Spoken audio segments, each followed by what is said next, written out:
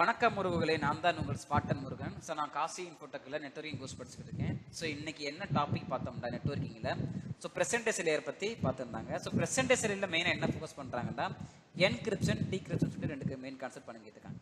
சரிங்களா? ஸோ அதை என்னென்னு நம்ம பார்க்கலாம். எஸ். ஸோ என்கிரிப்ஷன் டீக்ரிப்ஷன்ங்கிறது நம்ம டேட்டாவை சென்ட் பண்ணுறோம், ரிசீவ் பண்ணுறப்ப அந்த டேட்டா வந்து என்ன செய்யணும், பாதுகாக்கணும். அதாவது செக்யூரிட்டி ஆஃப் த டேட்டா அப்படின்னு கால் பண்ணுறாங்க. First of all encryption decryption பார்க்குற முன்னாடி நமக்கு பிளைன் டேட்டா இருந்துருக்கணும், சைபர் டேட்டா இருந்துருக்கலாம். நம்ம அதை என்ன நம்ம பார்க்கலாம். எஸ், நான் உங்களுக்கு எக்ஸாம்பிள் கொடுத்துருக்கேன் இல்லையா? ஸோ பிளைன் டேட்டாங்கிறது ஹியூமன் ரீடபிள் ஃபார்மேட். பிளைன் டேட்டாங்கிறது என்னது? Human readable format. எக்ஸாம்பிள் நான் என்ன கொடுத்துருக்கேன் பாருங்க. இப்போ காசி இன்ஃபோடெக் நம்மளால வாசிக்க முடியும், கரெக்டுங்களா? காசி இன்ஃபோடெக்னு கொடுத்துருக்கு இல்லையா? இது வந்து ஹியூமன் ரீடபிள் ஃபார்மேட்ல இருக்கு. அதுக்கு பேர் வந்து பார்த்தீங்கன்னா பிளைன் டேட்டான்னு கால் பண்ணுறாங்க. ஸோ நெக்ஸ்ட் வந்து சைபர் டேட்டா அப்படிங்கிறது வந்து பார்த்தீங்கன்னா ஹியூமன் அன்ரீடபிள் ஃபார்மேட்.